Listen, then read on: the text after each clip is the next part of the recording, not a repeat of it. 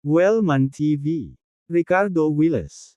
Kabanata 731, Nahulog sa bilangguan. Pagharap sa palad na ito, nakaramdam ng panghihina at takot si Ricardo. Ngunit ang paghihintay na mamatay ay hindi kailanman ang kanyang estilo. Umungol si Ricardo, pinakilos ang kanyang masiglang tunay na enerhiya upang mamuos sa kanyang kanang binti, dala rin ang nakakatakot na pisikal na lakas ng Myriad Forms Realm, na nagwawalis patungo sa palad ng kalaban. Sa lakas ni Ricardo, sapat na ang kapangyarihan ng binti na ito para patagin ang isang maliit na burol.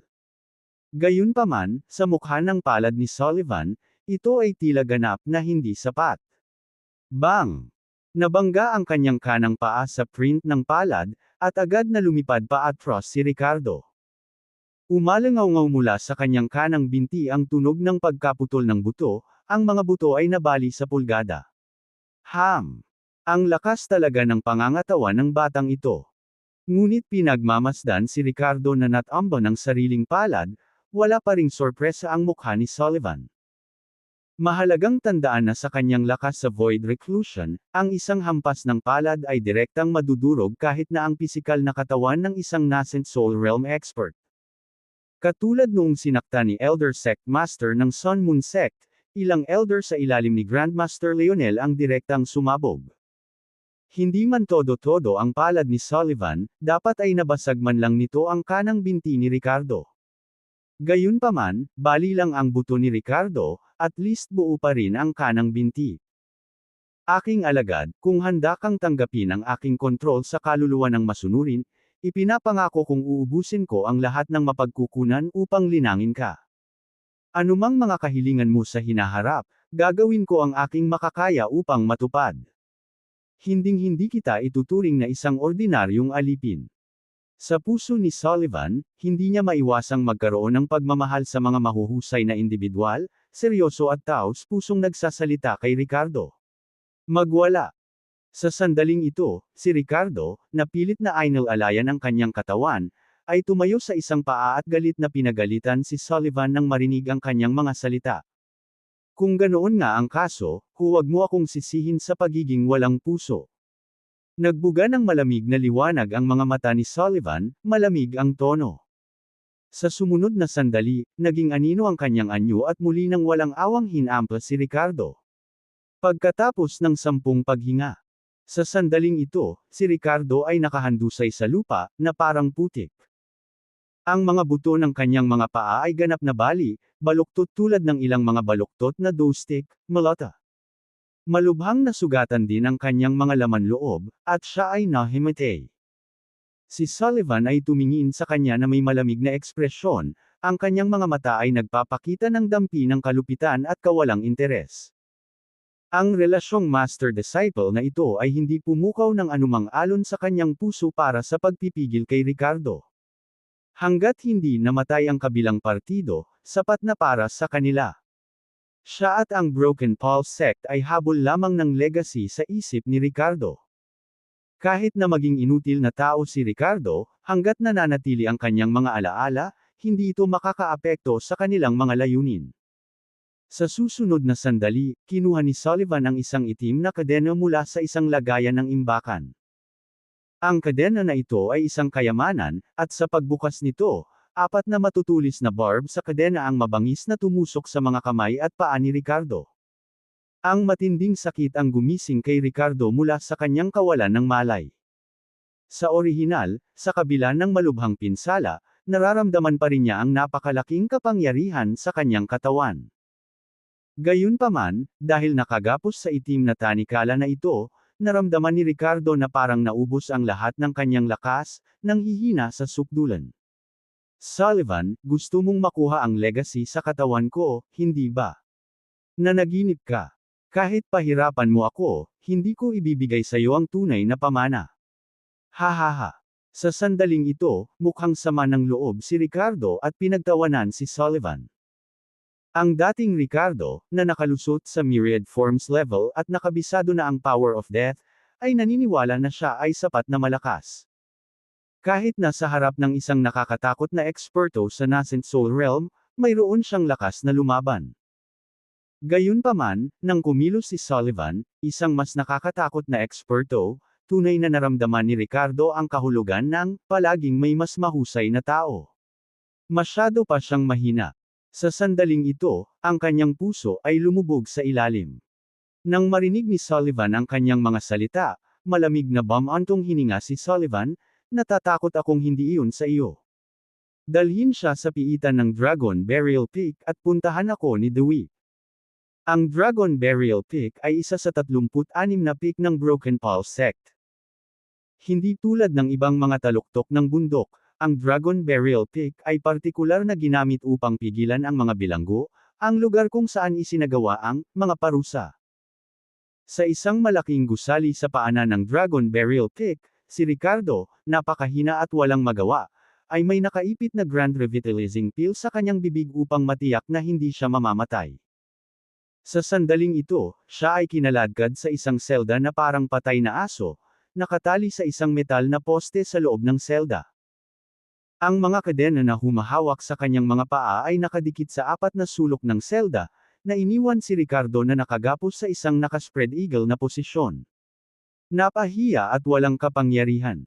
Sa sandaling ito, sa tunog ng mga yabag, pumasok ang isang payat na figure na nababalutan ng itim na damit.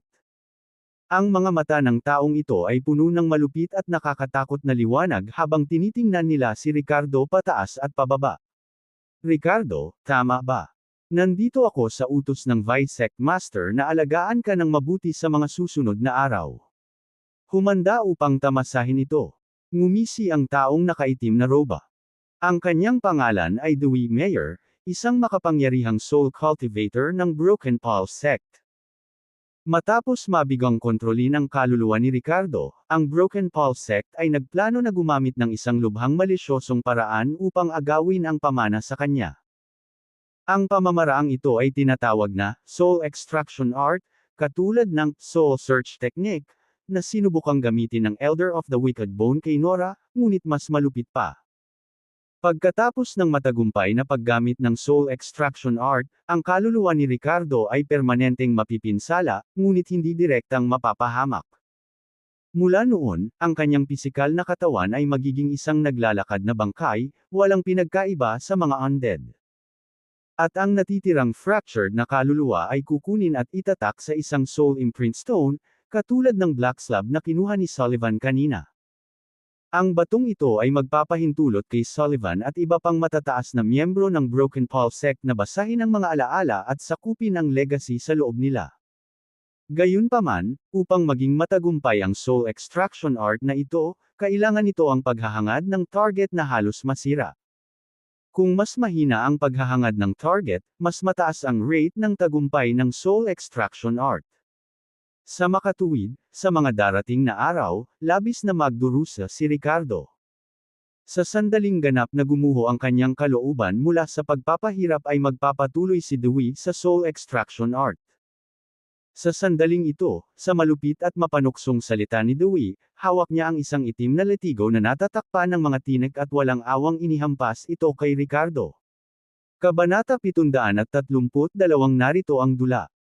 Si Dewey, bukod sa pagkakaroon ng mabigat na espiritual na paglilinang, ay isa ring makapangyarihang nascent soul sa bandang huli na dalubhasa.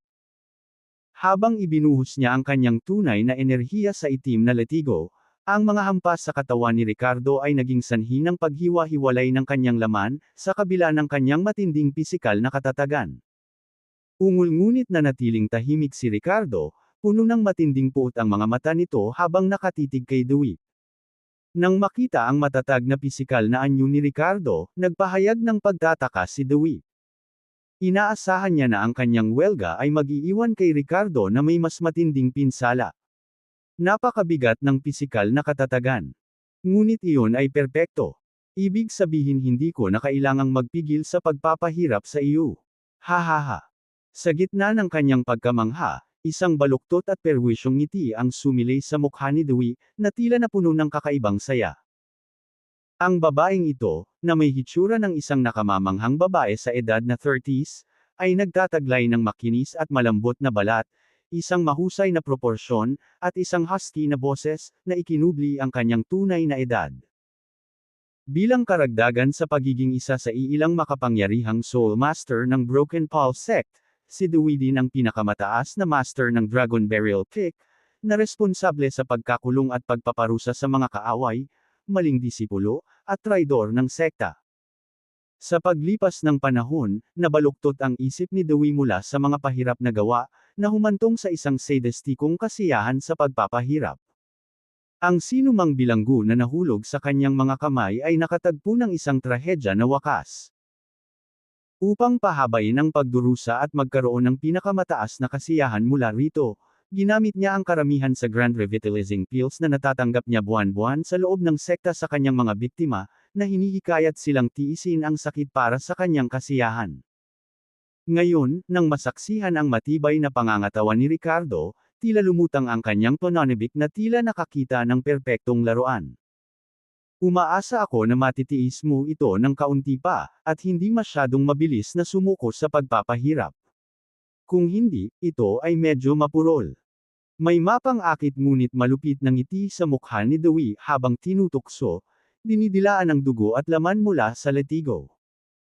Samantala, nanatiling tahimik si Ricardo, ang kanyang walang tigil na pagsuway ay nakakuha ng atensyon ni Dewey, na nagdulot ng pagkadismaya sa loob niya.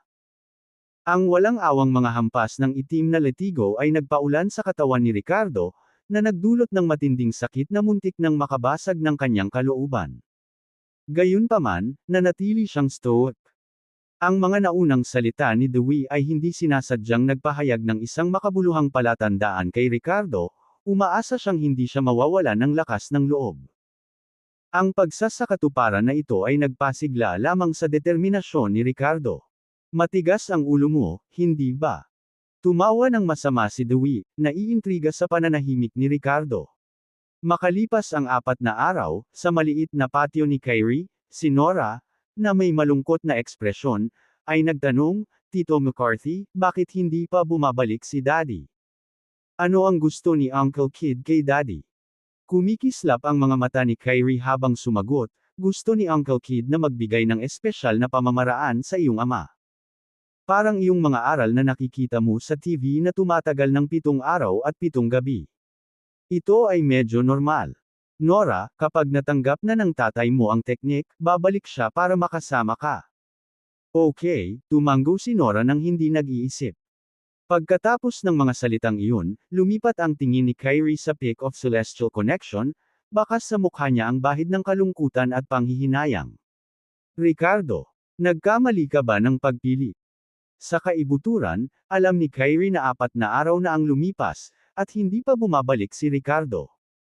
Ito ay malamang na ang pinakamasamang kinalabasan. Habang ang kanyang katapatan ay nasa Broken Paul Sect, may bahagi sa kanya na nakaramdam para kay Ricardo. Sa loob, umaasa si Kyrie na si Ricardo ay maaaring magkunwaring pagsunod sa ilalim ng kontrol ni Sullivan. Sa ganitong paraan, mapapanatili ni Ricardo ang kanyang kamalayan at pag-iisip, na maaaring hindi mabata, tama ba? Ricardo, bakit matigas ang ulo mo? Patuloy na bumantong hininga si Kyrie, nakaramdam ng pagsisisi kay Ricardo at awa kay Nora, na malapit nang mawalan ng pinakamamahal na ama. Sa sandaling iyon, isang katok sa pinto ang pumutol sa kanyang pag-iisip. Pumasok ka. Sumenya si Kyrie, bumukas ang gate ng courtyard. Nakatayo sa labas sina Samantha at Fiona. Nandito ka ba para samahan muli si Nora? Nakangiting tanong ni Kyrie. Oo. Sorry for bothering you, Mr. McCarthy, paghingi ng tawad ni Samantha, at nilabas ang dila ni Fiona. Nakasanayan na nilang bisitahin si Kyrie, at nawala na ang awkwardness. Walang gulo. Hindi ako masyadong magaling makipag-ugnayan kay Nora, kaya na-appreciate ko kayong dalawa na pumunta para samahan siya. Taos-pusong nagpasalamat si Kyrie sa kanila, na kinikilala ang kanyang kakulangan sa kakayahang aliwin ang anak. Pagpasok nina Samantha at Fiona, kumaway si Nora sa kanila. Sa kabila ng kanyang magalang na kilos, ang kanyang malungkot na ekspresyon ay nagtaksil sa kanyang pananabik sa kanyang ama. Nang magkaayos na sila, nag-alinlangan na nagtanong si Samantha, Mr. McCarthy, bakit hindi natin nakita si Ricardo? Sigurado akong nakita ko siyang bumalik ilang araw na ang nakalipas. Kabanata 733 Maaari ba kitang pagkatiwalaan? Kalmadong umiling si Kyrie at inulit ang paliwanag na ibinigay niya kay Nora kay Samantha at Fiona. Hindi na nakapagtataka kay Kyrie na ang dalawang babae ay nag-aalala kay Ricardo. Nakikita niya na ang closeness nila ni Nora ay dahil kay Ricardo. Si Fiona naman, sa tuwing binabanggit niya si Ricardo, puno ng pagsamba ang mukha niya, para siyang little fangirl ni Ricardo. At si Samantha, nang magsalita siya tungkol kay Ricardo, hindi nakaligtas kay Kyrie ang emosyon sa kanyang mga mata. Oh, so si Ricardo ay nag-aaral ng martial arts. No wonder. Nang marinig ito, tumawa si Fiona ng tunay na kaligayahan para kay Ricardo. Naniniwala siya na ang atensyon ni Ricardo mula sa sekta at ng Vice-Sect Master ay magpapalakas pa sa kanya. Nagpakita rin ng pag-unawa si Samantha, ngunit mas lalong bumigat ang kanyang panloob na pagdududa. Kasunod noon ay nakipaglaro ang dalawang babae kay Nora hanggang tanghali, saka umalis sa tirahan ni Kyrie. Sa hapon, Fairy Peak. Lumingalinga si Samantha sa paligid upang masiguradong walang nakatingin bago tahimik na pumasok sa tirahan ni Fiona. Samantha, anong ginagawa mo sa paglilikot ng ganyan? Nang makita si Samantha, inosenteng kumurap si Fiona, na puno ng kalituhan ang kanyang malalaking mata. Hinayla siya ni Samantha papasok sa silid at ginamit ang kanyang tunay na lakas para protektahan ang kanilang pag-uusap. Pagkatapos, tinitigan niya si Fiona. Senior sister, bakit ganyan ka makatingin sa akin? Medyo natarante si Fiona sa matinding titig ni Samantha at nakangiting tanong. Bagamat isang namumulaklak na batang babae, si Fiona ay 14 lamang at bagamat determinado, ay kulang sa kapanahunan dahil sa kanyang limitadong karanasan sa buhay. Huminga ng malalim si Samantha at same time na nagtanong, Fiona, may tanong ako sa iyo, at dapat mong sagutin ng totoo. Oh. Saglit na nag-alinlangan si Fiona, saka tumango. Ano ang tanong? Sa sandaling ito, 70% sigurado si Samantha na may nangyari kay Ricardo. Sa kanyang pagbabalik, halos wala siyang oras kasama ang kanyang anak na babae bago ipinatawag ng mga tauhan ng Vice-Sect Master. At saka, 4 na araw na siyang hindi nakita. Anong nangyari kay Ricardo?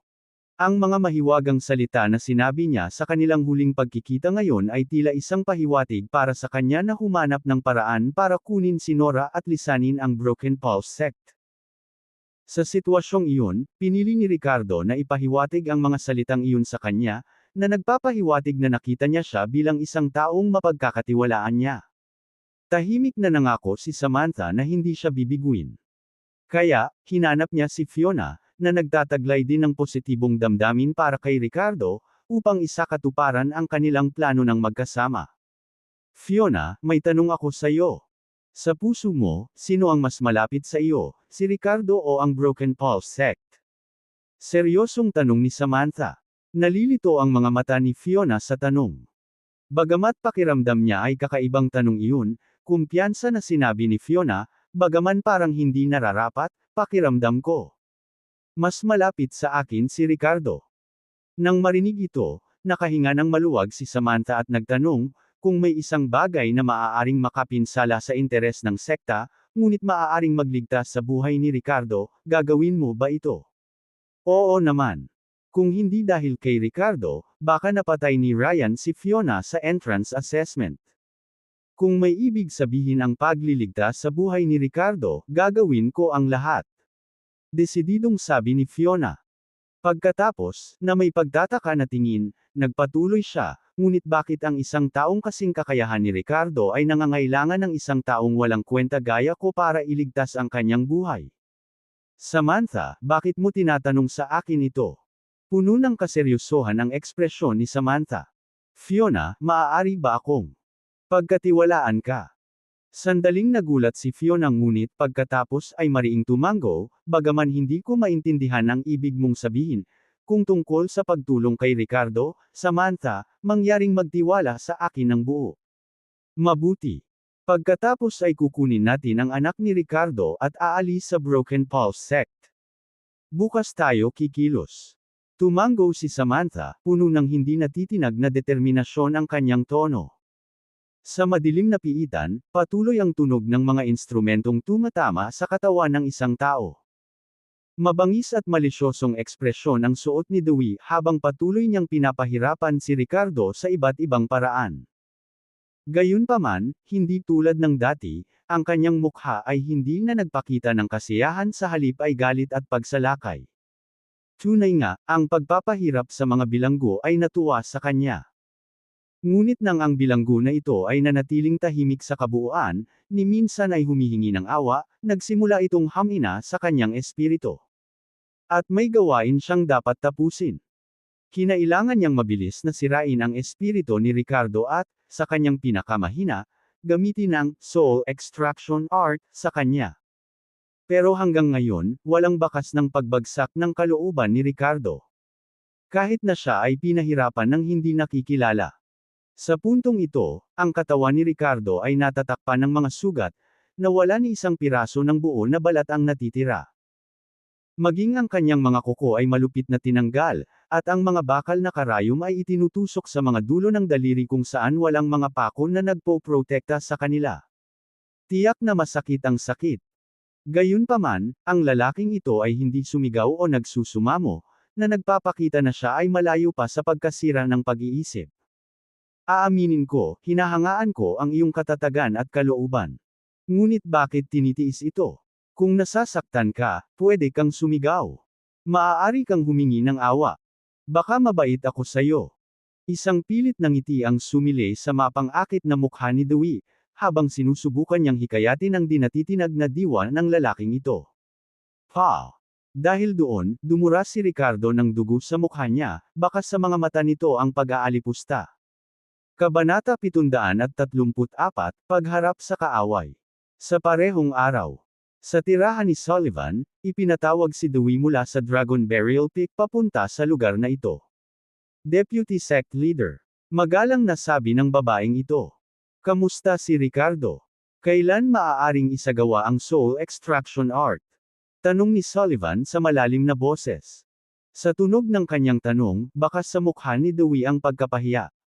Maaaring. Tumagal pa ng kaunting oras, sabi niya. Nang marinig ito, nagdilim ang ekspresyon ni Sullivan, at naiinip siyang nagtanong, 5 araw na, hindi ba? Sa pamamaraan mo, hindi pa ba nasisira ang kalooban ni Ricardo? Naramdaman ang panunumbat ni Sullivan, nakaramdam ng takot si Dewey. Deputy Sect Leader, magtiwala ka, sisirain ko ang kalooban ni Ricardo sa lalong madaling panahon. Bigyan mo pa ako ng 2 araw, tatapusin ko ang gawain. Bahagyang tumanggo si Sullivan. Mabuti. Dapat mong seryosohin ito, ang mana ni Ricardo ay nauugnay sa kinabukasan ng Broken Pulse Sect. Hindi na nagsalita pa ang Deputy Sect Leader, nagbigay na lang ng babala. Nahulaan na niya na hindi madaling magpasakop si Ricardo. Ang isang tao na lumaki sa secular na mundo ay hindi katulad ng mga tinatawag na henyo ng mga sinaunang sekta na nag-iipon ng kanilang mga mapagkukunan ng paglilinang. Alam ni Sullivan na maraming pinagdaanan si Ricardo at dapat ay may malakas na kalooban. Kaya, hindi niya masyadong sinisisi si Dewey, ngunit kailangan pa rin ang pangangailangang madali ang gawin. Pagkaalis sa kinaroroonan ni Sullivan, patuloy na nagbabago ang ekspresyon ni Dewey. Iniisip niya kung paano sirain ang kalooban ni Ricardo sa lalong madaling panahon. Binigyan niya ng pangako ang Deputy Sect Leader.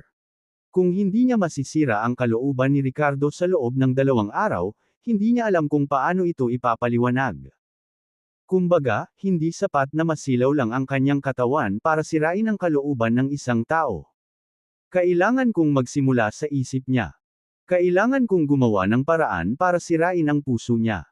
Nang gabing iyon, dumating si Dewey sa Peak of Celestial Connection sa kalagitnaan ng bundok, kung saan nakatira si Kyrie. Mr. McCarthy, pwede bang samahan ako ng batang ito sandali? Napatingin si Dewey kay Nora, na nakaupo sa isang maliit na mesa kasama si Kyrie na naghahapunan. May bakas ng malamig na liwanag sa kanyang mga mata. Ang ilang mga pandama ng mga bata ay lubhang masigasig. Dahil dito, hinablot ni Nora ang manggas ni Kyrie na may ekspresyon ng disgusto at takot sa maliit na mukha. Tito McCarthy, mukhang hindi mabuting tao ang babaeng ito. Ano ang gusto niya kay Nora? Ayaw sumama ni Nora sa kanya.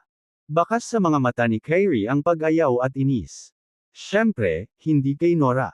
Tiningnan niya si Dewey ng malamig at umiling. Walang pupuntahan si Nora. Hindi niya maaaring payagan ang sinuman na gamitin si Nora. Nasa kamay na ni Dewey si Ricardo, isang babaeng kasing lason ng ahas at alakdan. Pagdating sa kung paano tretuhin si Ricardo ni Dewey at Sullivan, walang kapangyarihan si Kyrie. In a grand scheme, tumayo si Kyrie sa gilid ng Broken Pulse sect. Kinailangan niyang protektahan si Nora. Nagdesisyon na si Kyrie na personal na palakihin si Nora mula ngayon. Hindi bababasa, hanggang sa kanyang ikapitong kaarawan at bago ang sumpa, kailangan niyang tiyakin na si Nora ay hindi sinasaktan ng sinuman. Sinubukan ni Dewey na kunin si Nora para gamitin laban kay Ricardo. Siguradong hindi pumayag si Kyrie. Elder Kyrie, para din ito sa. Nang marinig ito, naging apurahan ang boses ni Dewey. Para saan? Walang makakahawak sa batang ito. Dewey, bahala ka sa negosyo mo mag-isa. Umalis ka dito. May bahid ng panlalamig sa tono ni Kyrie na walang ekspresyon sa mukha. Si Dewey, nang makita ito, ay tumingin sa kabilang panig na may bakas ng sama ng loob at kinailangan na umalis ng masama. Pero paglabas pa lang niya ng tirahan ni Kyrie ay biglang kumislap ang mga mata niya nang may kung anong mas asama at malisyosong iniisip. Makalipas ang kalahating oras, nagpakita si Dewey sa prideful kick. Briggs, oras na para maghayganti kayo ng anak mo. Ito ang unang sinabi ni Dewey nang makita ang Briggs ng prideful kick. Nang marinig ito, sinabi ni Briggs, paghihiganti. Ano ang ibig mong sabihin? Sa sumunod na sandali, sumilay ang malademonyong ngiti sa mukha ni Dewey. Nang gabing iyon, nakakulong si Ricardo, pakiramdam niya ay natusok pa rin ng mga itim na tanikala ang kanyang mga kamay at paa, at hindi niya maitawag ang anumang lakas. May naramdamang ayaw sa kanyang puso. Kailangan niyang gumawa ng paraan para makatakas dito. Sa sandaling ito, panakanak ang kumikibot ang kanyang mukha, at patuloy na nanginginig ang kanyang katawan.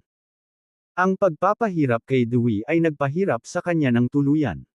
Gayunpaman, tiniis ito ni Ricardo at hindi ginamit ang Dragon's Energy Primordial Technique upang pagalingin ang mga pinsalang ito. Ngayon siya ay halos nasa isang desperado na sitwasyon, at anumang hindi kilalang ace sa kanyang manggas ay maaaring maging kanyang lifeline. Hindi niya kayang ilantad ang anumang bagay ng madali. Tapikin, tapikin, tapikin, tapikin. Sa sandaling ito, umalangaw-ngaw ang tunog ng mga yabag. Tila sinabayan pa ng tunog ng mga gulong na gumugulong sa lupa. Sa sumunod na sandali, tumangala si Ricardo. Bumukas ang pinto ng selda, at 3 tao ang pumasok mula sa labas. Bukod sa makamandag na si Dewey, mayroon ding 2 matandang kakilala ni Ricardo. Ang isa ay nakasuot ng mag-agarang damit at naglabas ng malakas na aura ng nascent soul late stage. Ang isa naman ay isang binata na nakaupo sa isang gulong na sasakyan, na wala sa ibaba ng kanyang baywang. Ito ay si Briggs, ang pinuno ng prideful kick, at ang kanyang mapagmataas na anak, si Solomon. Sa sandaling ito, tumingin silang dalawa kay Ricardo na puno ng pait at puot. Ito ay dahil dinala sila ni Dewey dito upang tumulong na sirain ang kalooban ni Ricardo. Sa buong Broken Pulse sect, ang pinakapuot na tao kay Ricardo ay walang alinlangan na sina Briggs at Solomon. Si Briggs, bilang pinuno ng prideful kick, ay labis na pinahiya ni Ricardo, nakakapasok lang sa sekta. Nagpakita rin siya ng kasuklam-suklam at labis na makasariling panig, na isinakripisyo ang mga binti ng kanyang sariling anak para sa pangangalaga sa sarili. At si Solomon, na naging kalahating tao, dahil sa kanyang pagkamuhi kay Ricardo, sinisi ang lahat sa kanya. Upang sirain ang diwa ni Ricardo, dinala ni Dewey ang 2 ito dito. Ricardo, hindi ko inaasahan na haantong ka sa ganito. Haha, hahaha. Tignan mo, hindi masyadong tao, hindi masyadong multo. Hindi ba maganda ang pamamaraan ni Tita Dewey? Pero sa susunod, libangin na kita. Sa pagtugon sa kaaway, namumula ang mata, sinabi ni Solomon sa pamamagitan ng nakapikit na mga ngipin. Kabanata 735, sa wakas na takot. Nang gabing iyon, umalangaw-ngaw sa piitan ang masasamang tinig ng panunuya. Ricardo, nakilala mo na ang iyong kapareha. Haha, hindi mo naman inaasahan di ba? Feeling mayabang, di ba? Tingnan mo ang sarili mo, mas masahol ka pa sa aso. Nagagawa lang nating pahirapan at abusuhin, pakiramdam na napahiya, di ba? Alam ko, siguradong nahihiya ka, di ba? Galit ka siguro no. Halika, sampain mo ako. Damn it, sabihin mo. Si Solomon at Briggs, mag-ama, ay umungal ng mabangis, ang kanilang mga mukha ay nabaluktot sa masamang hangarin. Flap. Ang isa pang tunog ng isang talam na tumutusok sa laman, si Solomon, na nakaupo sa isang wheelchair sa tabi ni Ricardo, pinutol ang isa pang piraso ng kanyang laman. Sa pagkakataong ito, mas lalong nakakaawa si Ricardo. Ang mag-ama na nagtatanim ng galit kay Ricardo ay hindi magpapakita ng awa. Maging si Briggs, ang master ng prideful pick, ay personal na pinahirapan si Ricardo. Sa madilim na underground na piitan ng 5 tao, hindi niya kailangang mag-alala tungkol sa kanyang pagkakakilanlan bilang isang pickmaster, na nagpapakita ng sukdulang kalupitan ng kalikasan ng tao. Ngunit habang pinagmamasdan nila ang tahimik na si Ricardo, ang kanilang mga ekspresyon ay nagbago mula sa masayang pangungutya sa galit at hysterismo. Si Dewey, na nakatayong naka-cross-arm, naghihintay na masaksihan ang pagganap ni Briggs at Solomon, ay nakakunot ng mahigpit. Naisip niya na baka sorpresahin siya ni Briggs at Solomon. Kung tutuusin, kapag pinahirapan at pinapahiya ng kanilang mga kaaway, ang ganong uri ng pagkabigo at puot ay tiyak na magtutulak sa isang tao na mawalan ng kontrol. Gayunpaman, si Ricardo, na nakaharap kay Briggs at Solomon, ay tila walang pakialam. Maging ang kanyang mga mata ay tila may bahid ng panunuya at panghahamak. Natatahimik ka ba? Hindi nagsasalita, ha? Sige, puputulan ko ang dila mo para mag-toast. Itinulak ni Briggs ang kanyang anak sa isang tabi, hawak ang isang kumikinang na punyal sa kanyang kamay, umuungol ng mabangis. Nakangusong nagsalita si Ricardo. Alam mo ba? The more you hate me, the more accomplished I feel. Ibig sabihin, nagkaroon ako ng mas malaking epekto sa iyo noon. Hehe. Ang master ng isang pick, na pinilit na gamitin ang kanyang anak para sa pag-iingat sa sarili, ay dapat na napakahihiya, tama. Habang nagsasalita siya, muli siyang tumingin kay Solomon. Hindi komportable ang pakiramdam kapag wala ang iyong mga binti. Hindi na ba makahawak ng babae? Hehe. Labis mong kinamumuhian ako, naiintindihan ko, at nakikita kang naghi-hysterical bago ako mamatay, napakasarap ng pakiramdam ko. Hahaha. Sige. Ituloy mo. Tumawa ng walang ingat si Ricardo, ang kanyang mga salita ay puno ng panunuya sa mag-amang Gu. Nang marinig ang mga salitang ito, ang mga ekspresyon ni Briggs at Solomon ay lalong naging baluktot at masama. Pakiramdam nila ay parang may bukol sa kanilang dibdib, hindi mailabas ang kanilang galit. Matapos pahirapan si Ricardo hanggang sa puntong ito, wala na silang naramdamang kasiyahan. Kapag nakikita ang mapagmataas at mapanghamak na mga mata ni Ricardo, akalain ng isa na siya ang nagpapahirap, habang ang mag-amang Gu ay ang pinahihirapan. Ricardo, nararapat kang mamatay.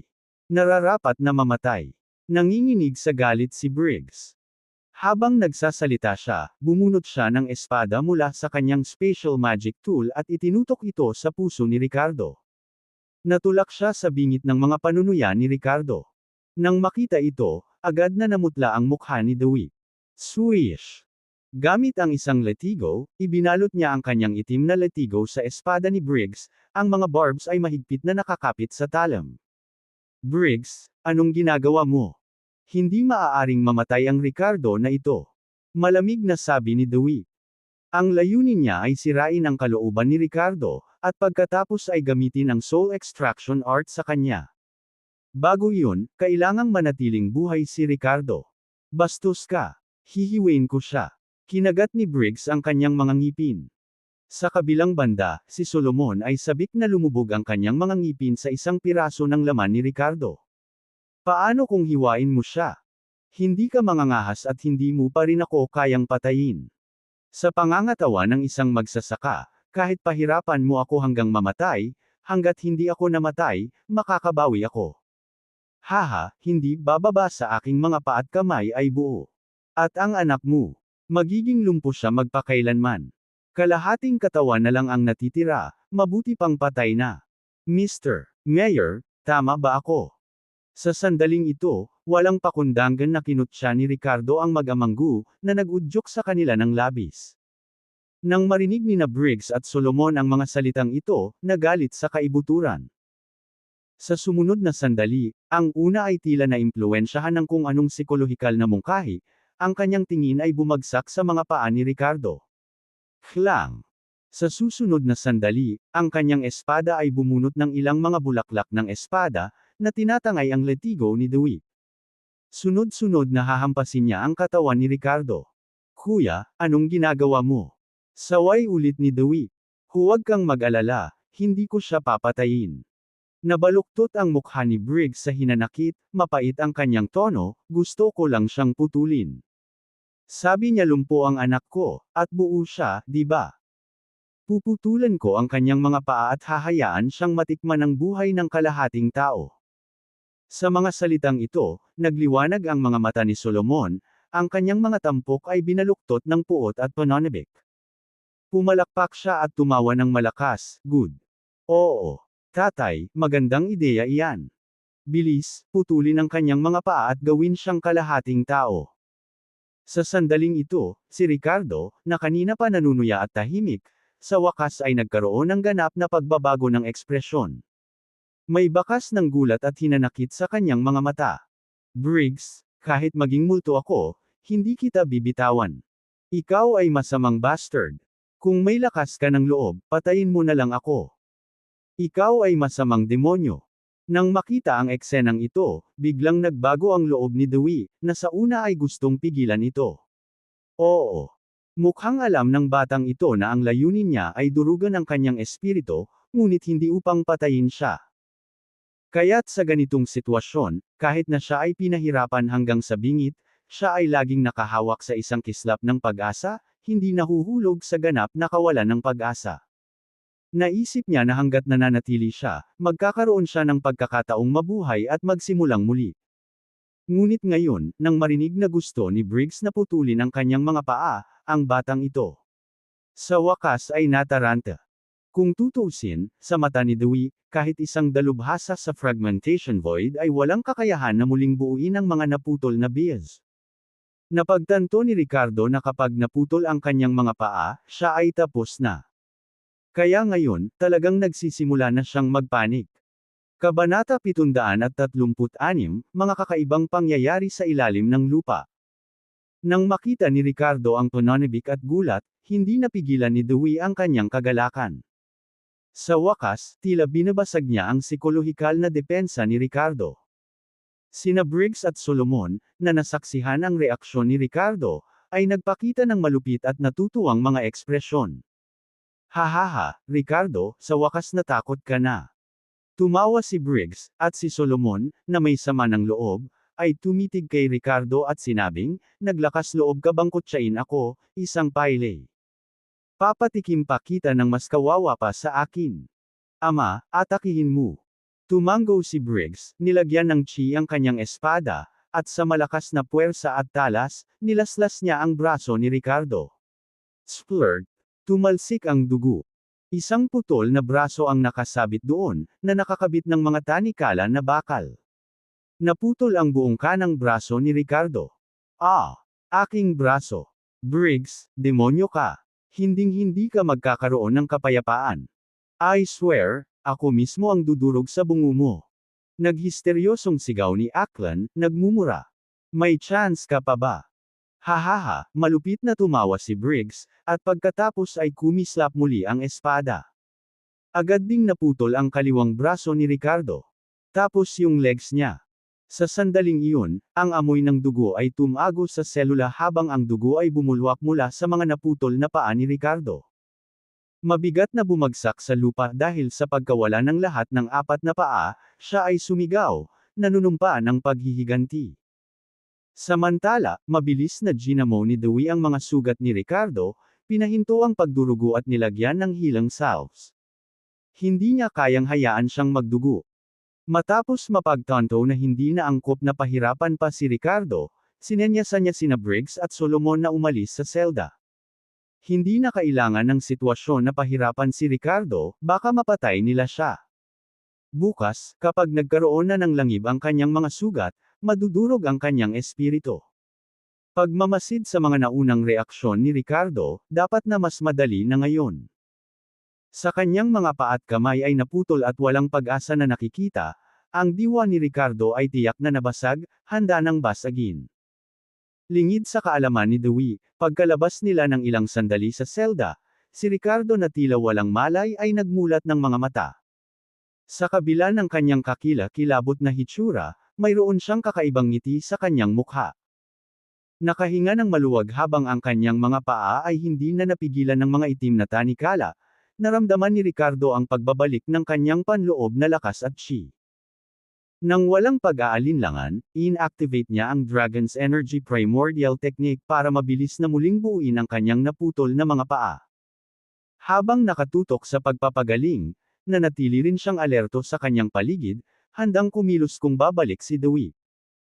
Nang mapansin ang mga maanumalyang pangyayari na may mabilis na pagkawala ng mga mantsa ng dugo sa lupa, naramdaman ni Ricardo ang isang koneksyon sa ibaba ng ibabaw. May kakaiba sa ilalim ng selda na ito, naisip niya. Ngunit sa ngayon, ang tanging magagawa niya ay maghintay na gumaling ang kanyang mga paa. Kinaumagahan, bored na nakaupo si Nora sa looban, nananabik na nakatingin sa pintuan ni Kyrie. Inaasahan niyang makita ang kanyang ama na bumalik mula sa pag-aaral ng mga diskarte, at pumasok sa pintuan. Inalagaan ni Kyrie ang kanyang mga halaman, paminsan-minsan ay sumulyap kay Nora. Nang makita ang nananabik na titig ng anak, napabuntong hininga siya bilang pagbibitiw. Maya-maya pa, isang katok sa pinto ang bumasag sa katahimikan. Nagliwanag ang mga mata ni Nora, sabik na binuksan ang pinto para hanapin sina Fiona at Samantha. Gayunpaman, nababalot ng pagkabigo ang kanyang mukha habang nananabik siyang makita ang kanyang ama. Tinapik ni Samantha ang ulo ni Nora, iminumungkahi na manatili sila at makipaglaro sa kanya. Iminungkahi ni Fiona na dalhin si Nora sa paligid ng sekta upang pasiglahin ang kanyang espiritu. Gayunpaman, iginiit ni Kyrie na manatili sila sa ilalim ng kanyang pagbabantay, maingat sa mga potensyal na panganib sa labas. Sina Fiona at Samantha ay nagpalitan ng mga kilalang sulyap, iniisip kung may hinala na si Kyrie. Sa totoo lang, nais lamang ni Kyrie na matiyak ang kaligtasan ni Nora, sa takot sa mga potensyal na banta mula sa iba.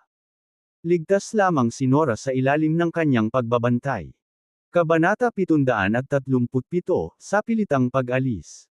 Sumunod ay nagsimulang makipaglaro sina Fiona at Samantha kay Nora sa mansyon ni Kyrie. Walang kamalay-malay na lumayo si Samantha at Fiona kay Kyrie at nakarating sa likod bahay ng mansyon. Dito, wala na sila sa paningin ni Kyrie. Nora, gusto mo bang ilayo ka ng kapatid mo sa Broken Pulsec para mahanap ang tatay mo? Sa sandaling ito, nagpalitan ng tingin sina Samantha at Fiona, nakangiti ang dating at tinanong si Nora na may marahang haplos sa kanyang maliit na balikat. Samantala, si Fiona ay sumabog sa masayang tawa sa gilid, na para bang nakikipaglaro siya sa isang invisible Nora, na tinatakpan ang palitan nina Samantha at Nora. Ah! Umalis ka dito para hanapin si Dad. Wala ba dito si Dad? Kumikislap sa pagkalito ang malalaking mata ni Nora habang nagtatanong. Oo. Nasa labas ang papa mo. Gusto mo bang kunin ka ng ate mo? May tiwala ka ba sa kapatid mo? Tumango si Samantha at seryosong tumingin kay Nora. Matapos mag-isip sandali, tumango si Nora at sinabing, nagtitiwala ako kay Samantha. Dapat ba tayong mag-hi kay Uncle McCarthy? Hindi. Hindi na kailangan. Alam na ni Uncle McCarthy. Okay, Nora, simula ngayon, huwag na nating pag-usapan. Maging mabuti, okay. Nagulat si Samantha at mabilis na umiling para pigilan si Nora, tense ang ekspresyon nito habang nagsasalita. Pagtingin kay Samantha sa harapan niya, kumurap ng ilang beses ang malalaking mata ni Nora. Pakiramdam niya ay naranasan na niya ang sandaling ito noon. Minsan, nahulog siya sa mga kamay ng isang masamang lalaki, at tila may isang magandang nakatatandang kapatid na babae na nagsalita sa kanya sa ganitong paraan at tono, na nagpapanggap na siya ay walang alam. Ngayon, ganoon din ang ginagawa ni Samantha. Oo. Manahimik si Nora. Sa kabila ng kanyang murang edad, naranasan na ni Nora ang mga paghihirap na hindi naranasan ng maraming matatanda.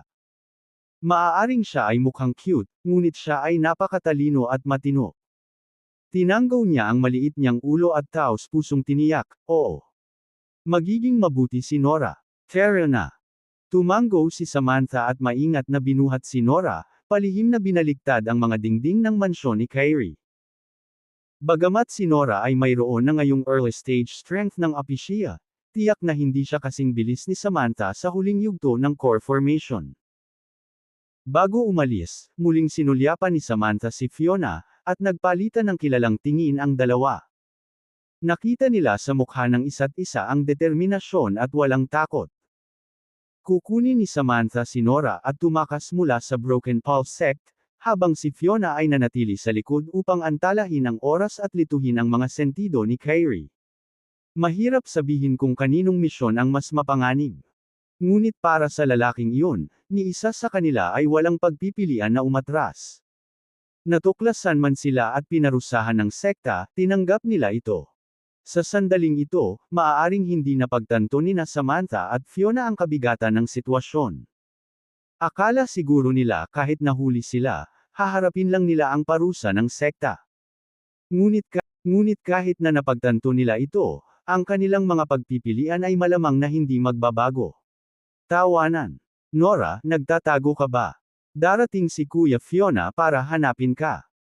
Habang si Samantha ay tahimik na umalis kasama si Nora, si Fiona ay tumatawa pa rin sa likod bahay, na parang nakikipaglaro pa kay Nora. Sa sandaling ito, si Kyrie ay nag-aalaga sa mga bulaklak sa harapan, na may bakas ng masalimuot na emosyon sa kanyang mukha. Sandaling huminto ang kanyang mga kilos, na sinundan ng isang buntong hininga. Kunin mo ang bata at umalis ka. Kung kaya mo talaga. Sa totoo lang, alam na alam ni Kyrie ang ilan sa mga kilos ni Samantha, ngunit nagkunwari siyang hindi alam. Marahil, hindi siya sigurado kung mapoprotektahan niya si Nora pagkatapos ng kamatayan ni Ricardo. Mas mabuti siguro na kunin ng dalawang babae si Nora at umalis sa Broken Pulse sect. Maaaring ito rin ay sariling kagustuhan ni Ricardo. Umupo roon si Kyrie, sunod-sunod na nagbago ang mukha bago tumayo. Hindi niya pinansin ang pag-arte at pakikipag-usap ni Fiona sa kanyang sarili sa likod bahay ngunit palihim niyang sinundan sina Samantha at Nora sa kanilang pag-alis.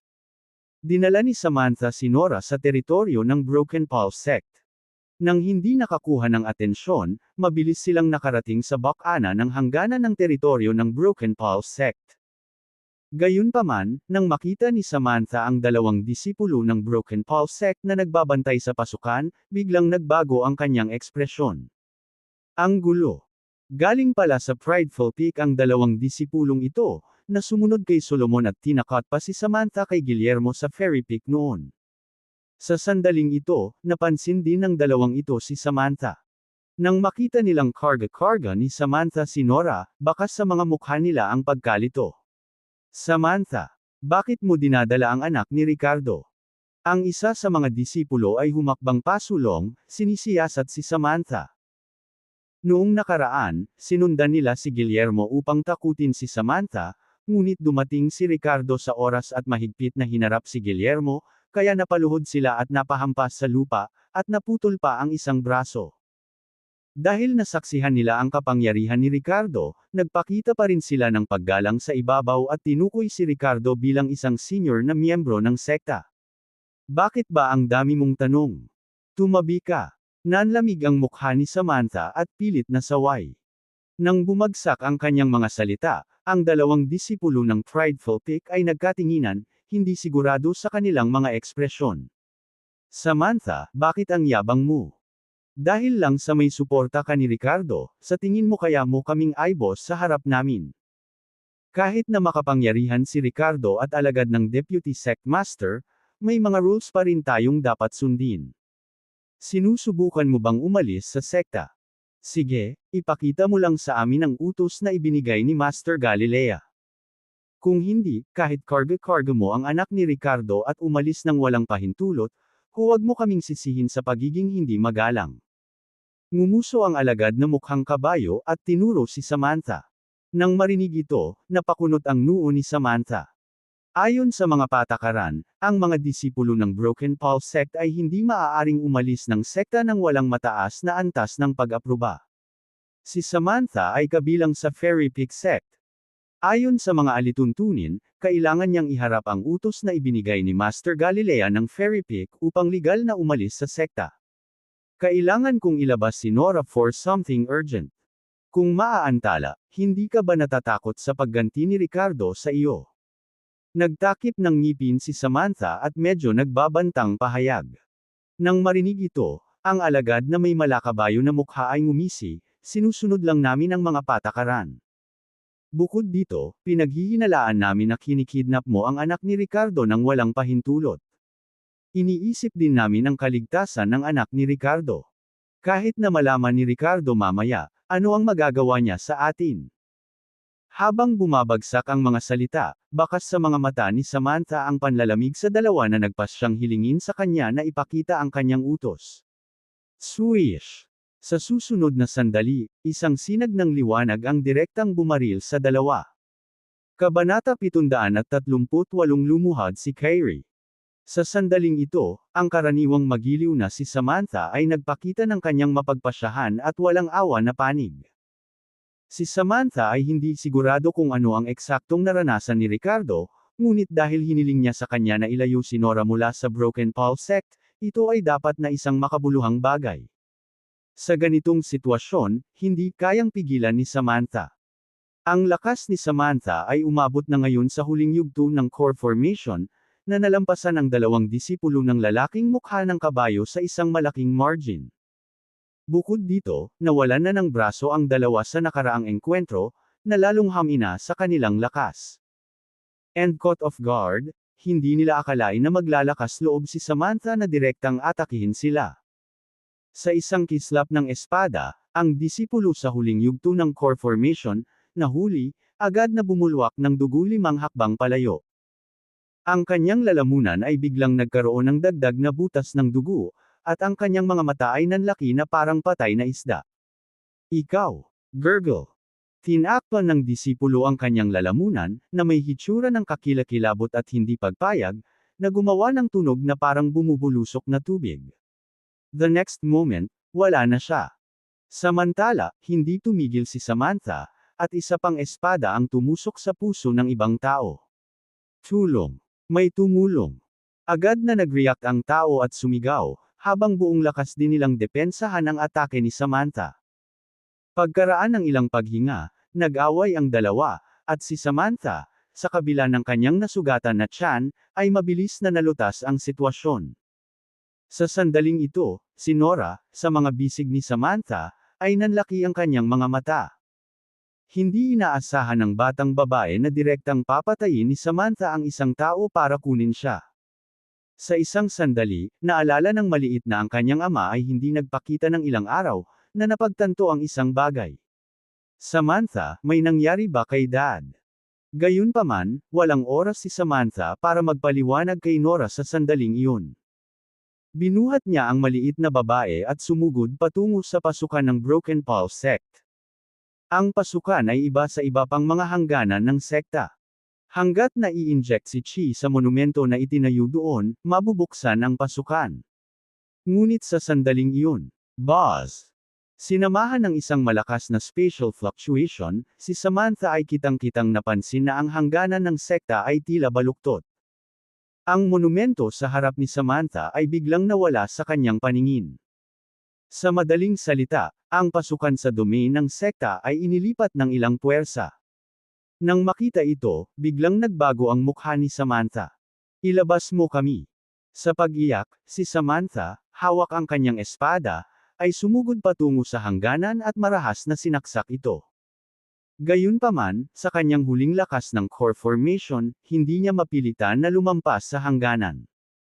Sa halip, ang espada ay naaninag pabalik ng isang malakas na puwersa. Nakita ni Nora ang pag-aalalang ekspresyon ni Samantha, bakas din ng gulat at pagkabalisa sa kanyang munting mukha ngunit hindi niya magawang tumulong. Boss! Naghahanap ng kamatayan. Sa sandaling iyon, ang espasyo ay baluktot at alon. Sa susunod na sandali, isang itim na spatial crack ang lumitaw sa harap ni na Samantha at Nora. Kasunod nito, isang figure ang lumitaw mula sa bitek, na naglalabas ng nakakatakot na aura sa lugar. Matangkad at malakas ang figure, kaya mahirap matukoy ang kanilang edad, ngunit ang kanilang mga katangian ay may pagkakahawig kay Kyrie. Sa presensya ni Samantha sa huling yugto ng core formation, para siyang langgam sa harapan ng taong ito. Ang presyon na nagmumula sa kanya ay nagpaputi sa kanya. Nakaramdam siya ng matinding pagnanasang bumagsak sa lupa. Ang taong ito ay walang iba kundi ang kasalukuyang sect master ng Broken Pulse sect, ang nakatatandang kapatid ni Kyrie, si Ernie. Ginamit ni Ernie ang short-distance fragmentation void technique, isang natatanging kakayahan ng mga eksperto sa fragmentation void. Ang sect master na ito ng Broken Pulse sect ay talagang nakakatakot sa lakas. Sinulyapan ang dalawang disipulo ng Prideful Peak sa lupa at pagkatapos ay kay Nora sa tabi ni Samantha, ang mga mata ni Ernie ay kumikinang sa malamig na liwanag. Gusto mong tumakas kasama ang anak ng tagapagmana. Mamatay. Sa susunod na sandali, pinuntirya niya si Samantha, ang kanyang chi ay nakalok sa kanya habang naghahanda siyang hampasin. Sa presensya ng isang dalubhasa sa fragmentation void, ang isang tila magaan na hampas ng palad ay walang alinlangan na may iwan si Samantha na walang lugar upang ilibing siya, ang kanyang katawan ay malamang na madudurog. Kahit si Nora na nakatayo sa tabi niya ay walang pagkakataong mabuhay. Pero maya-maya lang, may sumugod na figure papunta sa kanila at tumayo sa harap ni na Samantha at Nora bago pa man makahampas si Ernie. Kapatid, mangyaring magpakita ng awa. Ang bagong dating ay ipinahayag na si Kyrie. Nang makita siya, biglang huminto ang kamay ni Ernie na akmang hahampas, may halong galit at lungkot ang ekspresyon nito.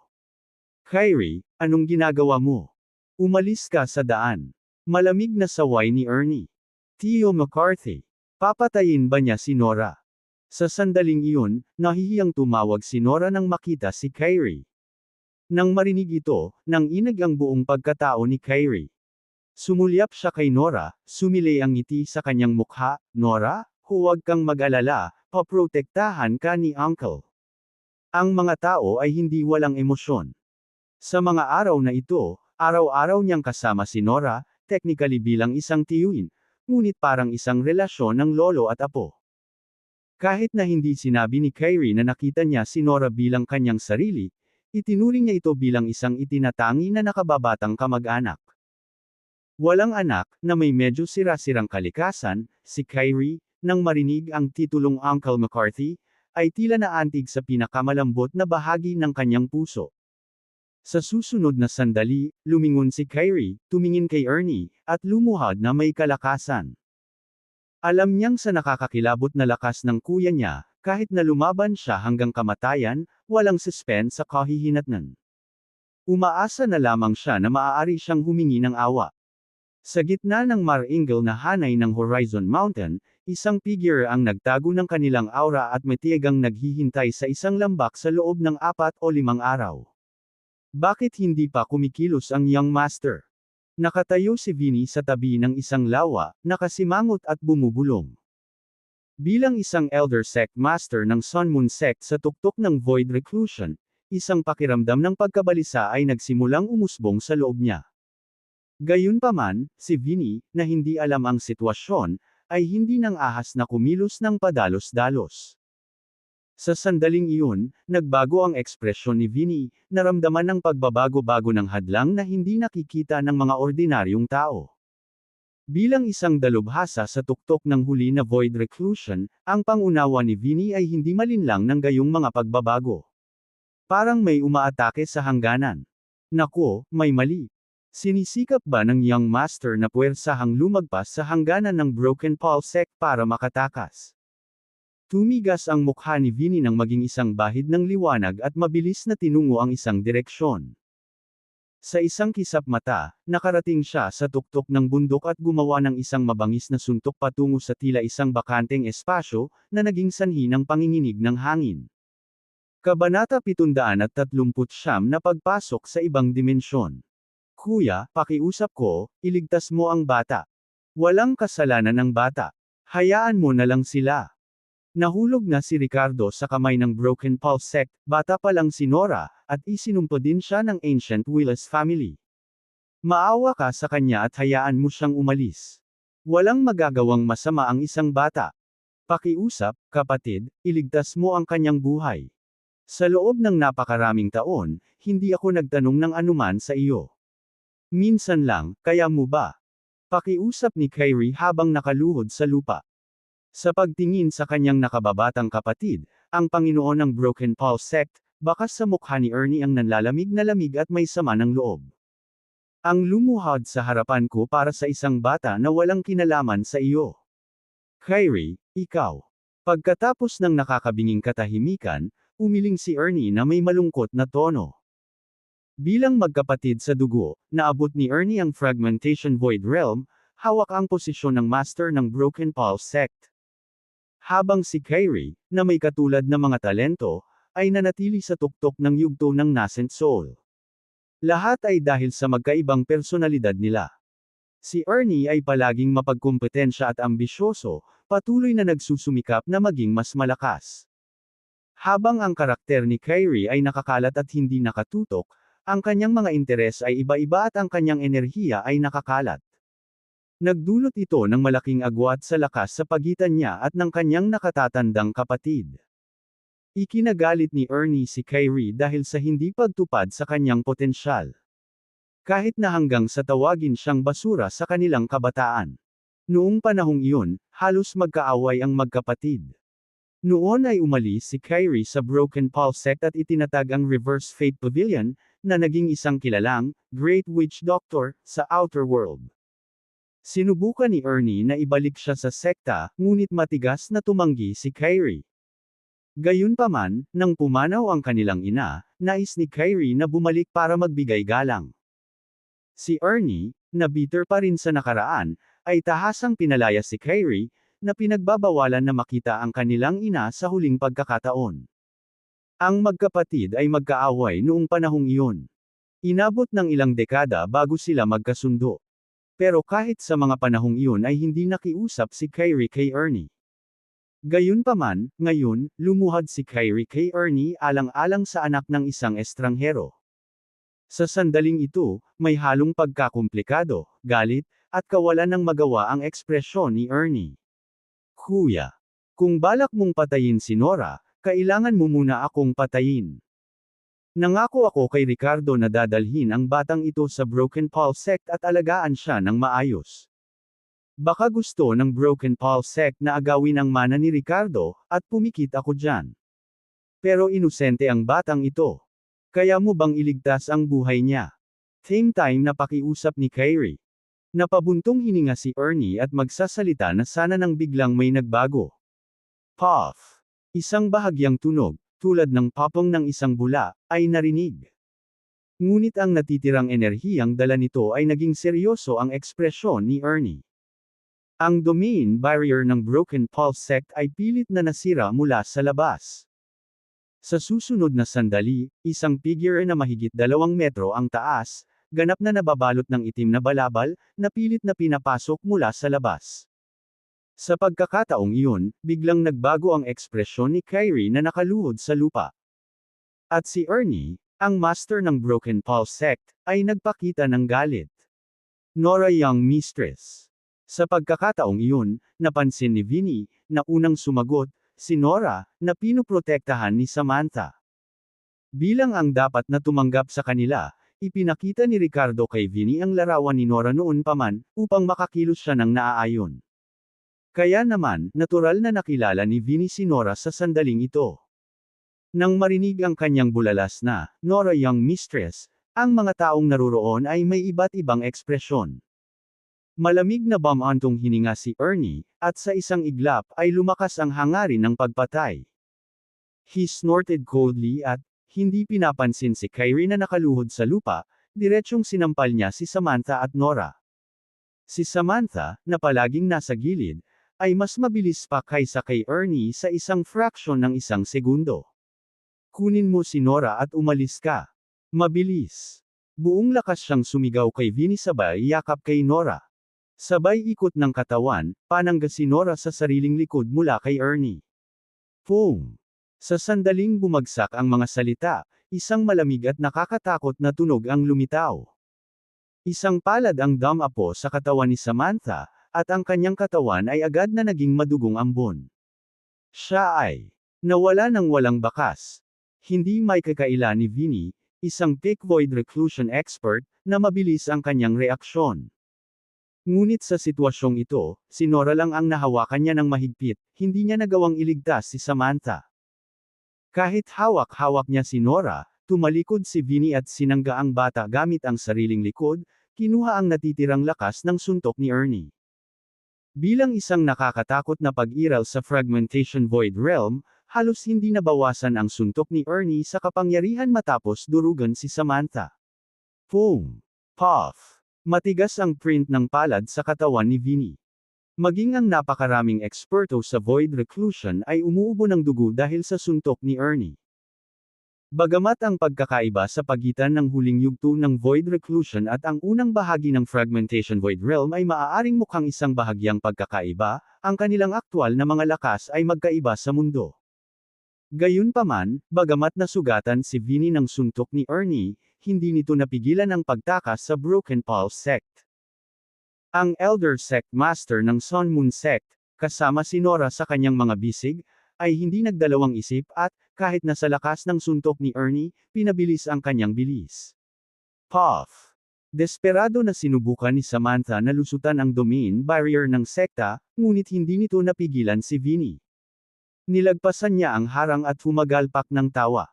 Ernie, kung may lakas ka ng loob, habulin mo ako at patayin mo ako. Haha, maglakas loob ka ba? Sa tonong puno ng pangungutya at hinanakit, tinuya ni Vinnie si Ernie. Kaya, isa ka sa mga labi ng Sun Moon Sect. Bumantong hininga si Ernie ngunit hindi siya hinabol. Ang Sun Moon Sect ay bumagsak sa Hidden Realm level. Habang si Vinnie ay isang nanghihimasok sa loob ng domain ng Broken Pulse Sect, ang pag-atake sa kanya ni Ernie ay hindi makapukaw ng parusa sa Order Warden. Ngunit magbabago ang sitwasyon kung susundan niya si Vinnie sa labas ng mga hangganan ng sekta. Kabanata 740, Isang araw, binabaliktad ang yin at yang. Ang ekspresyon ng mukha ni Ernie ay naging lubhang mabagsik habang nasasaksihan ang kanyang anak na inaagaw sa mismong harapan niya. Isang nakakatakot na pagpatay na layunin ang nagmula sa kanya. Sa sandaling iyon, naramdaman din ni Sullivan at ng mga master at elder ng iba't ibang peak ng Broken Pulse Sect ang kaguluhan at nagmamadaling pumunta. Master, anong nangyayari? Itinaas ni Sullivan ang kanyang kamay at nagtanong na may pag-aalinlangan. Kabilang sa mga taong dumating ay si Briggs, ang master ng Prideful Peak, na nang makita ang katawan ng kanyang dalawang disipulo mula sa Prideful Peak, ay agad na nanigas. Pagkatapos ay sinulyapan niya ang lupang puno ng mga Jinutay-Gutay na laman na naiwan sa pagkamatay ni Samantha, na iniwan ang lahat sa isang estado ng hindi makapaniwala. Malamig na ngumuso si Ernie, nagyayelo ang tono habang sinasabi, na abduct ang anak ni Ricardo. Isang babaeng disipulo mula sa Fairy Peak ang nakipagsabwatan sa mga labi ng Sun Moon Sect. Mag-imbestiga. Alamin kung sino pa ang kasali. Walang maliligtas. Sa mga salitang iyon, agad na nagbago ang mga mukha ng mga miyembro ng Broken Pulse Sect, pati na rin ang mga Peakmasters at Elder. Si Master Galilea ng Fairy Peak, sa partikular, ay nagpakita ng isang taos-puso at nakakatakot na ekspresyon, mabilis na sinabi, Guro, makatitiyak ka, ang Fairy Peak ay magbibigay ng paliwanag. Walang ekspresyong tumango si Ernie at pagkatapos, sa sumunod na sandali, binigyan ng malamig na tingin si Kyrie bago umalis na may haplos ng manggas. Mabilis na sumunod sina Briggs, Master Galilea, at ang iba pa, na naglunsad ng masusing pagsisiyasat sa loob ng buong Broken Pulse Sect. Sa sandaling iyon, umiling si Kyrie, bakas sa mukha niya ang magkahalong masalimuot na emosyon. Ang matagumpay na pagliligtas ni Vinny kay Nora ay nagdulot sa kanya ng ginhawa, habang ang pagkamatay ni Samantha ay nagdulot sa kanya ng panghihinayang at pagdadalamati. Pagtingin sa dalagang kanina ay masigla, ngayon ay naging isang tumpok ng laman sa lupa, na pabuntong hininga si Kyrie. Sa susunod na sandali, naglabas siya ng dilaw na anteng-anteng. Ang anteng-anteng na ito ay tila gawa sa ilang balat ng hayop, na pinalamutian ng iba't ibang rune. Bukod sa pagiging peak na eksperto sa nascent soul, mahusay din si Kyrie sa yinyang mysticism, medicine, sorcery of the witch doctor, at marami pa. Ang dilaw na anteng-anteng na ito ay isang soul-binding talisman. Sumunod, naglabas si Kyrie ng isang bote ng hindi kilalang likido, ibinagsak ito sa kanyang mga mata, saglit na binuksan ang yinyang eyes. Kaagad, nakita niya ang tatlong nagtatagal na kaluluwa, na hindi pa nagkakalat. Dalawa sa kanila ang mga kaluluwa ng dalawang disipulo ng prideful pig na pinatay ni Samantha, at ang pangatlo ay, walang alinlangan, si Samantha mismo. Bumantong hininga si Kyrie at saka nagsimulang magbigkas ng kung ano-ano. Kaagad, ang kaluluwa ni Samantha ay tila hinayla patungo sa soul-binding talisman, na parang sa pamamagitan ng isang puwersa. Pagkaraan ng ilang sandali, ang soul-binding talisman ay nagpakita ng magandang imahe bilang karagdagan sa kaluluwa ni Samantha. Samantha, sulit ba na gawin mo ito para kay Ricardo? Hanggang dito lang ang maitutulong ko sa iyo. Kung malalampasan ni Ricardo ang pagsubok na ito, dahil sa kanyang pamana ng Dragon Ancestor, baka isang araw ay mababalikan niya si Yin at Yang. Kung hindi niya matakasan ang kapahamakang ito, hahayaan kitang bumalik sa Underworld, sasamahan ka sa iyong paglalakbay sa Yellow Springs. Kinausap ni Kyrie ang imahe ni Samantha sa soul-binding talisman. Nang bumagsak ang kanyang mga salita, ang soul-binding talisman ay biglang naglabas ng isang alon ng mga pagbabago sa kaluluwa, na tila bilang tugon sa kaluluwa ni Samantha. Ang alon ng pagbabago-bago ng kaluluwa na ito ay hindi naglalaman ng sama ng loob, kundi isang pakiramdam ng kaginhawaan. Gatlang M. Sa isang interogasyon hall ng Dragon Burial Peak. Isang disipulo ng Punishment Hall sa Broken Pulse Sect ang nanguna sa isang maselang at magandang dalaga. Flop. Sa sumunod na sandali, ang maselang dalagita ay napilitang lumuhad sa lupa. Sino pa kaya kung hindi si Fiona? Sa pagkamatay ni Samantha, paano siya, bilang isang kasabwat, ay hindi mapaparusahan? Fiona, traidor ka. Kamakailan lamang ay sumali ka sa sekta, ngunit nakipagsabuatan ka sa mga tagalabas, na nakakapinsala sa mga interes ng sekta. Sa kabila ng nakikita kong potensyal sa iyo at tinatanggap kita bilang aking personal na disipulo, ikaw, ay lubos na nabigo sa akin. Kayo ni Samantha ay nagdala ng malaking kahihiyan sa Fairy Peak. Mahigpit na saway ni Galilea, ang master ng Fairy Peak, na may malamig na ekspresyon na naglalaman ng galit. Guro, nagtagumpay ba si Samantha? Ligtas ba si Nora? Itinaas ni Fiona ang kanyang ulo, bakas sa kanyang magandang mukha ang pag-aalala habang nagtatanong. Nang marinig ito, bumantong hininga sa galit si Galilea. Sa puntong ito, tinatanong mo pa rin iyan. Noon lang, itinaas ni Sullivan ang kanyang kamay at walang pakialam na tumingin kay Fiona, sinabing, patay na si Samantha, kinuha na si Nora. Batang babae, nasisiyahan ka ba sa balitang ito? Sa sinabi ni Sullivan, biglang nagbago ang ekspresyon ni Fiona. Pagkatapos, bumulong sa sarili, tinanong niya, si Samantha, patay na ba? Sa sumunod na sandali, malungkot siyang ngumiti, tila gamaan ang loob, nakatakas ba si Nora? Iyan ay mabuti. Ang aming mga pagsusumikap ay hindi nawalan ng kabuluhan, na tinutupad ang mga inaasahan ni Ricardo. Salamat, Vice Master, sa pagpapalim sa akin bago ako matapos. Hindi mo kailangang magpasalamat sa akin. Ang pagpapalim sa iyo nito bago ang iyong kamatayan ay ang aking huling gawa ng awa sa iyo. Umiling si Sullivan at saka malamig na nagutos, send her on her way. Nakikipagsabuatan sa mga tagalabas, hinahayaan ang anak ni Ricardo na makatakas, hindi mapapatawad. Sa kanyang huling mga salita, ang boses ni Sullivan ay nagdala ng isang pahiwatig ng layunin ng pagpatay. Oo, Vice Master. Ako mismo ang hahawak sa bagay na ito. Iniangat ni Galilea ang kanyang kamay at determinadong nagsalita. Sa sumunod na sandali, malamig niyang tiningnan si Fiona, nakataas na ang kanyang kamay. Sa welga na ito, kahit na itong 14 na taong gulang na batang babae, si Fiona, ay malalanta kaagad.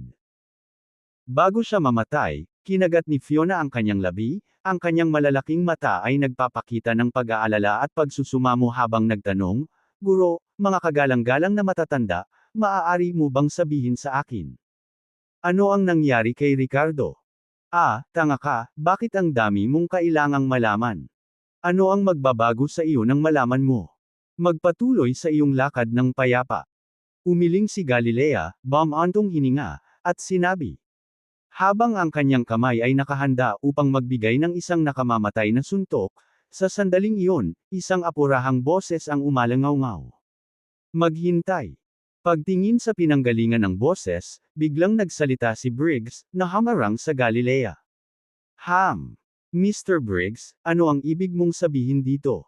Galit na tanong ni Galilea.